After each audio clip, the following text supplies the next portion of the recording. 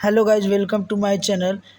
तो चलिए आज हम आपको दिखाते हैं कि मध्य प्रदेश में जीएनएम सेकेंड ईयर का किस तरह का क्वेश्चन पूछा जाता है जीएनएम सेकेंड ईयर में, और कितने नंबर का क्वेश्चन पूछा जाता है और कितना टाइम दिया जाता है GNM second year Madhya Pradesh nursing counselling Bhopal में। तो चलिए आज हम आपको इस वीडियो में दिखाएंगे कि जीएनएम सेकेंड ईयर में किस टाइप का क्वेश्चन पूछता है, इंग्लिश या हिंदी, और कितने नंबर का पूछता है, पासिंग मार्क कितना होता है और कितना आपको इसमें समय दिया जाता है पेपर को सॉल्व करने में। तो चलिए आज हम जीएनएम सेकेंड ईयर की क्वेश्चन को लेकर आए हैं और आपको दिखाएंगे कि किस तरह का क्वेश्चन एग्जाम में पूछा गया है। ये जीएनएम सेकेंड ईयर का क्वेश्चन है। तो आप देख सकते हैं कि ये लिखा हुआ है मैक्सिमम मार्क यानी 75, यानी कि ये मैक्सिमम मार्क 75 नंबर का है। इसमें 25 नंबर जो है वो प्रैक्टिकल का होता है और टाइम दिया जाता है आपको 3 घंटा। ये थ्योरी पेपर है, टाइम दिया जाता है 3 घंटा। 3 घंटा में आपको ये पेपर को क्लियर करना होता है। और ये देख सकते हैं लिखा हुआ है GNM new course second year. GNM new course second year का ये पेपर है और सब्जेक्ट है मेडिकल सर्जिकल फर्स्ट। सब्जेक्ट क्या लिखा हुआ है? Medical surgical first. ये मेडिकल सर्जिकल फर्स्ट का बुक है और इसमें इंक्लूडिंग किया गया है फार्माकोलॉजी, यानी कि इनके साथ क्या है, फार्माकोलॉजी को भी इंक्लूड कर दिया गया है। तो चलिए देखते हैं कि आगे किस तरह का क्वेश्चन इसमें पूछा गया है। और इसमें एमपी में क्वेश्चन को जो टाइप रहता है वो हिंदी और इंग्लिश दोनों माध्यम में रहता है। आप चाहे हिंदी में भी लिख सकते हैं या इंग्लिश में भी लिख सकते हैं। इसमें आपको जो चाहे उसमें आप लिख सकते हैं। तो चलिए क्वेश्चन को स्टार्ट करते हैं, देखते हैं कि किस तरह का क्वेश्चन आया हुआ है और कितने नंबर का क्वेश्चन आया हुआ है एग्ज़ाम में। तो चलिए क्वेश्चन नंबर फर्स्ट से स्टार्ट करते हैं, पहला से स्टार्ट करते हैं। लिखा हुआ है डिफाइन ब्रोंकियल अस्थमा, यानी कि अस्थमा की परिभाषा लिखना है, उसको डिफिनेशन लिखना था, डिफाइन करना था। ये आपका 2 मार्क्स का था, डिफिनेशन लिखना था वो 2 मार्क्स का था। उसके बाद इसी में क्वेश्चन लिखा हुआ enlist clinical manifestation of bronchial asthma, यानी कि ब्रोंकियल अस्थमा के चिन्ह क्या है, लक्षण क्या है, उसको आपको क्या करना था, इनलिस्ट करना था, यानी कि सूची में बनाना था कि ब्रोंकियल अस्थमा जो हो जाता है तो उसमें किस किस तरह का लक्षण देखने को मिलता है और क्या क्या चिन्ह आता है, वो आपको इसमें लिखना था। और ये आपका 5 नंबर का था, 5 नंबर का था। उसके बाद इसी में लिखा हुआ है right nursing management of a patient with bronchial asthma. अब आखिर आपको पता हो गया कि ब्रोंकियल अस्थमा में क्या क्या लक्षण देखने को मिलता है, क्या क्या चिन्ह देखने को मिलता है। उसके बाद आपको क्या करना था, उसको मैनेजमेंट करना था, यानी कि पेशेंट का नर्सिंग केयर प्लान बनाना था कि किस तरह से उसको मैनेजमेंट करेंगे, किस तरह से उसको इलाज करेंगे ताकि वो पेशेंट को क्या करे, जल्दी से ग्रोथ डेवलपमेंट करे, जल्दी से वो क्या हो जाए, ठीक हो जाए। तो ये क्वेश्चन था और ये आप देख सकते हैं कि ये लॉन्ग क्वेश्चन में आया हुआ था, 15 नंबर का था। ये डिफाइन ब्रोंकियल अस्थमा, यानी कि अस्थमा का जो क्वेश्चन आया हुआ था ये 15 नंबर का आया हुआ था। तो चलिए अब नेक्स्ट क्वेश्चन नंबर 2 पे देखते हैं। क्वेश्चन नंबर 2 में क्या लिखा हुआ है? क्वेश्चन नंबर 2 में लिखा हुआ है डिफाइन हाइपरटेंशन, यानी उच्च रक्तचाप की परिभाषा लिखे, यानी कि हाइपरटेंशन लिखना था। हाइपरटेंशन की परिभाषा लिखना था कि हाइपरटेंशन क्या है और वो कैसे होता है। इसी में लिखा हुआ state the pathophysiological process of hypertension, यानी उच्च रक्तचाप की पैथोफिजियोलॉजिकल प्रक्रिया क्या था वो लिखना था आपको। ये क्वेश्चन 5 नंबर का था। और दूसरा लिखा हुआ है describe the management of hypertension, यानी कि हाइपरटेंशन अगर हो जाता है तो उसको कैसे प्रबंधन करेंगे, मैनेजमेंट करेंगे, उसको आपको विस्तार से लिखना था। तो ये भी आपका लॉन्ग क्वेश्चन में था, ये भी आपका 15 नंबर का क्वेश्चन में एग्जाम में आया हुआ था। अब क्वेश्चन नंबर 3 नेक्स्ट है। क्वेश्चन नंबर 3 में लिखा हुआ है define appendicitis and write the sign and symptom of appendicitis, यानी कि एपेंडिसाइटिस की परिभाषा लिखना था और उसका चिन्ह एवं लक्षण लिखना था। तो ये आपका क्वेश्चन नंबर 3 में लिखा हुआ है और ये आपका 7 नंबर में आया हुआ था। यानी कि अगर इस क्वेश्चन को आप लिखते थे पूरी परिभाषा एवं चिन्ह एवं लक्षण के साथ लिखे होंगे तो आपको 7 नंबर एग्जाम में आएगा। और क्वेश्चन नंबर इसी में 3 का बॉ में लिखा हुआ है एपेंडेक्टोमी के उपरांत रोगी का नर्सिंग प्रबंधन लिखिए, यानी कि अगर कोई पेशेंट को एंडेक्टोमी हो जाता है तो उसको कैसे नर्सिंग केयर प्लान बनाएंगे, कैसे मैनेजमेंट करेंगे, किस तरह से उसका इलाज करेंगे, वो लिखना था। ये आपका 8 नंबर का था।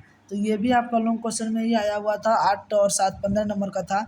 यानी कि जीएनएम सेकेंड ईयर में लॉन्ग क्वेश्चन 15-15 नंबर का 3 क्वेश्चन आता है, 15-15 नंबर का 3 क्वेश्चन आता है, यानी कि 45 नंबर का जो क्वेश्चन आता है वो लॉन्ग क्वेश्चन में आता है। अब चलिए क्वेश्चन नंबर 4 में लिखा हुआ है, ये आपका देख सकते हैं 5 नंबर का है। वन वे लाइन में उत्तर देना है आपको। 10 लिखा हुआ है the struggle and functional unit of kidney. Kidney का स्ट्रगल और फंक्शनल यूनिट क्या है, तो इसका राइट आंसर हो जाएगा नेफ्रॉन। यानी किडनी का जो फंक्शनल यूनिट है वो हो जाएगा आपका राइट आंसर, इसका क्या हो जाएगा, नेफ्रॉन हो जाएगा। तो क्वेश्चन नंबर 4 का 1 हो जाएगा नेफ्रॉन। अब क्वेश्चन नंबर 4 का 2 लिखा हुआ डिफ़िकल्टी इन स्वेलिंग इज। सांस लेने में नहीं sorry, difficulty in swelling, swelling का मतलब होता है निगलना। निगलने में अगर दिक्कत हो रहा है तो उसको क्या बोलते हैं, difficulty swelling is known as dysphagia. Dysphagia condition होता है जिसको निगलने में कठिनाई होता है। तो इसका राइट आंसर क्या हो जाएगा, dysphagia. Dysphagia is the right answer. अब क्वेश्चन नंबर 4 का 3 क्वेश्चन नंबर देखते हैं। लिखा हुआ है dash is master gland of the body. यानी कि बॉडी ग्रंथि लिखा हुआ है ना, बॉडी शरीर की मास्टर ग्रंथि क्या होता है, तो ये हो जाएगा पिट्यूटरी ग्लैंड। इसका राइट आंसर क्या हो जाएगा 3 का, पिट्यूटरी ग्लैंड हो जाएगा। ये क्या है, मास्टर ग्लैंड है बॉडी का, पिट्यूटरी ग्लैंड। इसका राइट आंसर हो जाएगा पिट्यूटरी ग्लैंड। अब क्वेश्चन नंबर 4, इसी का क्वेश्चन नंबर 4 लिखा हुआ है protein of urea is protein is. अगर यूरिया में प्रोटीन की मात्रा बढ़ जाता है या यूरिन में प्रोटीन सिक्रेशन हो रहा है, बह रहा है, आ रहा है, उसको क्या कहते हैं, प्रोटीनो यूरिया। उसको क्या राइट हो जाएगा, तो 4 का इसका राइट हो जाएगा प्रोटीन यूरिया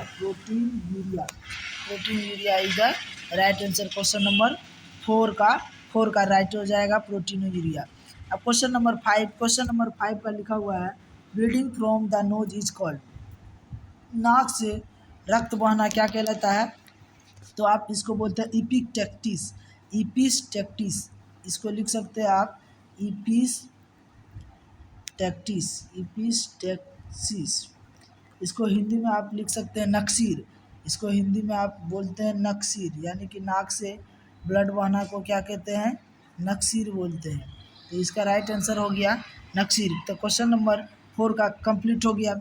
एक का हो जाएगा नेफ्रॉन, क्वेश्चन नंबर 4 का 1 का हो जाएगा नेफ्रॉन, 2 को हो जाएगा डिस्फेगिया, 3 का हो जाएगा dash is master gland of the body, 3 का हो जाएगा पिट्यूटरी ग्लैंड, 4 का हो जाएगा protein of urea in protein is, इसका हो जाएगा प्रोटीन यूरिया का। क्वेश्चन नंबर 4 का 5 का bleeding from the nose is called the epistaxis, यानी कि नक्सीर। अब क्वेश्चन नंबर 5 में चलते हैं। क्वेश्चन नंबर 5 क्या है, मैच द फ्लोइंग है। तो ये भी वन वे लाइन का था क्वेश्चन है, ये भी आपका 5 नंबर का था। और इसमें आपको विशेष ध्यान यह रखना है कि अगर आप मैच द फ्लोइंग में एक क्वेश्चन को गलत करते हैं तो आपका ऑटोमेटिक 2 क्वेश्चन गलत हो जाएगा।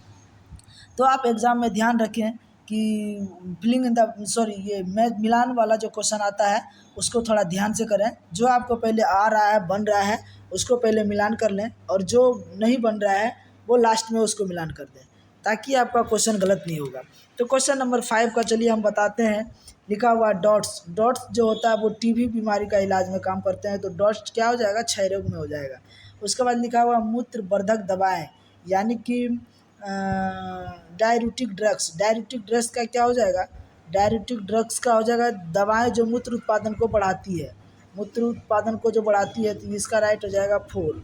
इसका राइट क्या हो जाएगा 4। अब क्वेश्चन नंबर 3 है एम्बोलिज्म का क्या हो जाएगा, तो रक्त का थक्का बनाना। जो एम्बोलिज्म का काम करता है वो क्या करता है, ब्लड को क्या करता है, थक्का बना देता है, रक्त को थक्का बना देता है।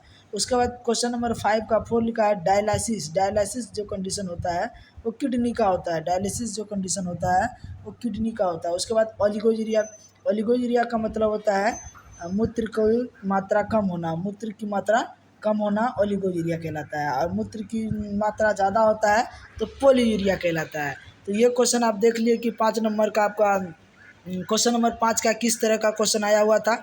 बहुत ही आसान क्वेश्चन आया था। उम्मीद करते हैं कि आप लोग ये सही बनाए होंगे। क्वेश्चन नंबर 6 चलते हैं, बात करते हैं क्वेश्चन नंबर 6 में क्या लिखा हुआ है। Inflammation of the lining of the peritoneal cavity is called peritonitis, यानी कि पेरिनियल ट्यूटी की परत, यानी कि पेरिटोनियल गुहा की परत को प्रदाह को पेरिटोनाइटिस कहलाते हैं। यानी कि पेरिटोनाइल पेरिटोनियल गुहा की परत यानी कि इन्फ्लामेशन हो जाता है, सूजन हो जाता है, तो उसको पेरिटोनाइटिस कहते हैं। तो ये सही है, उसको क्या हो जाएगा, ये ट्रू हो जाएगा। फर्स्ट का क्या राइट आंसर हो जाएगा, ट्रू हो जाएगा। क्वेश्चन नंबर 2, एलर्जी अस्थमा का एक महत्वपूर्ण कारक है, तो ये भी हो जाएगा ट्रू। इसका भी राइट आंसर क्या हो जाएगा, ट्रू हो जाएगा। तो 2 नंबर का भी राइट आंसर क्या हो जाएगा, ट्रू हो जाएगा। क्वेश्चन नंबर 3, लेरिनलाइटिस फेफड़ों का पर्दा है। Laryngitis is the inflammation of the gum, तो ये हो जाएगा फॉल्स। इसका 3 का क्या राइट हो जाएगा, 3 का फॉल्स। देख सकते हैं आप ये जो क्वेश्चन बनाया हुआ है, जिसका क्वेश्चन है वो बिल्कुल सही बनाया हुआ है, इसका फॉल्स लिखा है 3 का। उसके बाद देख रहे हैं क्वेश्चन नंबर 6 का 4, आइसोलेट ऑफ लैंगरहैंस ग्लूकागोन का उत्पादन करती है, तो ये हो जाएगा ट्रू। ये भी ये सही बनाई है, इसका भी हो जाएगा ट्रू, ये भी राइट आंसर है। शल्य क्रिया द्वारा स्तन को हटाने की प्रक्रिया नेफ्रेक्टोमी कहलाता है, तो ये हो जाएगा फॉल्स। इसका राइट आंसर क्या हो जाएगा, ये हो जाएगा फॉल्स। तो ट्रू फॉल्स भी कुछ इजी ही क्वेश्चन था, ज़्यादा हार्ड क्वेश्चन नहीं था। और चलिए अब नेक्स्ट क्वेश्चन की बात करें। संक्षिप्त टिप्पणी लिखिए कोई 3, यानी कि शॉर्ट नोट लिखना था। और ये एक क्वेश्चन 5 नंबर का था, और कितना क्वेश्चन पूछ रहा था एग्जाम में, 3 क्वेश्चन लिखने पूछ रहा था, यानी कि 15 नंबर। तो आप देख सकते हैं कि एग्जाम में क्वेश्चन किस तरह आए थे। शॉर्ट क्वेश्चन पहला लिखा हुआ है निमोनिया, निमोनिया के बारे में लिखना था। दूसरा लिखना रखना रक्त आदान यानी ब्लड ट्रांसफ्यूजन करना, कैसे करते हैं ब्लड ट्रांसफ्यूजन, क्या प्रक्रिया है, वो लिखना था। उसके बाद ड्रेसिंग के प्रकार लिखना था, कि ड्रेसिंग कितने प्रकार के होते हैं, किस ड्रेसिंग को किस टाइप किया जाता है, वो लिखना था। और चौथा था जैव चिकित्सा अपशिष्ट प्रबंधन यानी कि बायोमेडिकल वेस्ट मैनेजमेंट के बारे में लिखना था। ये क्वेश्चन आपको 4 दिया हुआ है, आपको इसमें से लिखना था 3 क्वेश्चन लिखना था। तो देख सकते थे कि आपका किस तरह का एग्जाम में क्वेश्चन आया हुआ है। ये क्वेश्चन आपको GNM second year medical surgical first का क्वेश्चन है, और एमपी यानी कि मध्य प्रदेश का क्वेश्चन है। तो वीडियो आपको कैसा लगा कमेंट में ज़रूर लिखें, और हमारे चैनल को सब्सक्राइब करना ना भूलें। तब तक के लिए धन्यवाद।